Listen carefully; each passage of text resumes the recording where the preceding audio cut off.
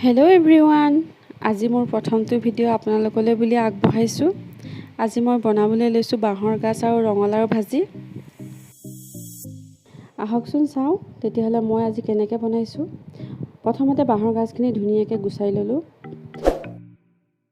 ধুনীয়াকৈ কাটি ল'লোঁ পাতল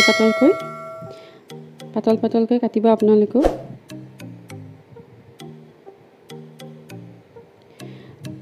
টানখিনি লাষ্টৰ পিনে টানখিনি কাটিব নালাগে, যিমানখিনি অংশলৈকে কোমল থাকে সেইখিনি কাটিব।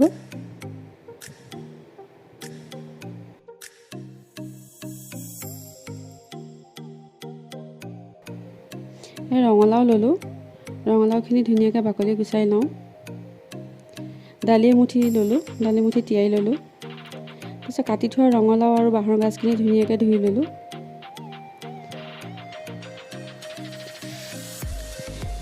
এয়া কাটি লোৱা দুটা পিঁয়াজ, নহৰু আদাৰ পেষ্ট, জিৰা গুড়া, জলকীয়া গুড়া, চিকেন মছলা, দুটা তেজপাত আৰু দুটা শুকান জলকীয়া।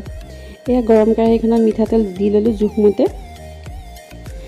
এতিয়া ইয়াতে তেজপাত দুটা আৰু শুকান জলকীয়া দুটা দিলোঁ, অকণমান ভাজি ল'লোঁ।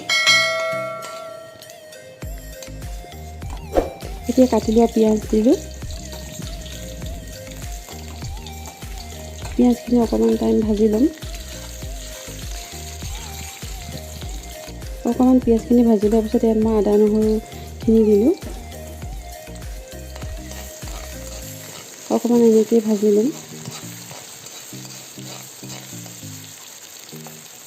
তাৰপিছত কাটি থোৱা ৰঙালাও আৰু বাঁহৰ গাজখিনি দিলোঁ।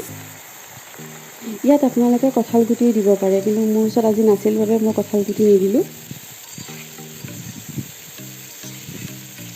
এনেকৈ অকণমান সময় লৰাই থাকিব।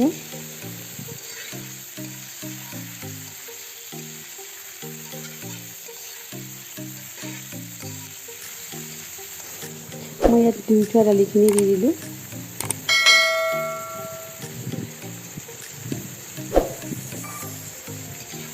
এতিয়া এনেকৈ অকণমান সময় ভাজি ল'ম।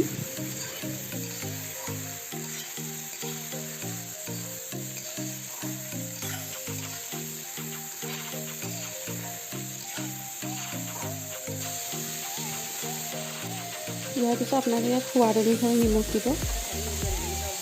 তাৰপিছতে জিৰা গুড়া, জলকীয়া গুড়া আৰু চিকেন মছলাখিনি দি দিব।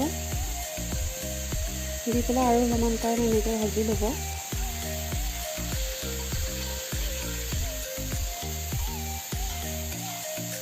ইয়াত একচুৱেলি কলাখাৰ দিয়ে, কিন্তু আপোনাৰ মোৰ ওচৰত কলাখাৰ নথকাৰ বাবে মই খোৱা চ'দাটো ব্যৱহাৰ কৰিছোঁ।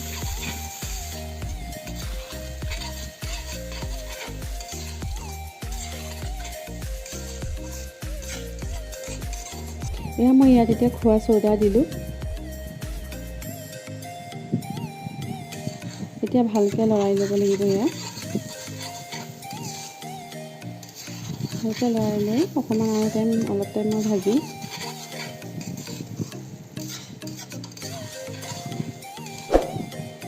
এনেকৈ অকণমান ভাজি লোৱাৰ পিছত মই পানী দিলোঁ।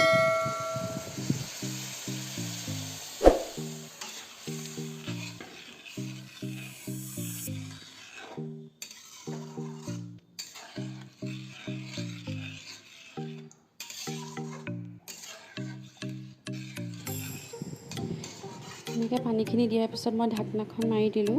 মাৰি পেলাই 10 মিনিটমানৰ কাৰণে ষ্টিমটো কমাই ৰাখি দিলোঁ। সেয়া 10 মিনিটৰ পিছত আহি পেলাই মই চালোঁ, ধুনীয়াকৈ চব্জিখিনি উতলি আছে। মোৰ চব্জি প্ৰায় হৈছেহি আৰু। ইয়াত এতিয়া মই 1 চামুচ গৰম মছলা দিলোঁ।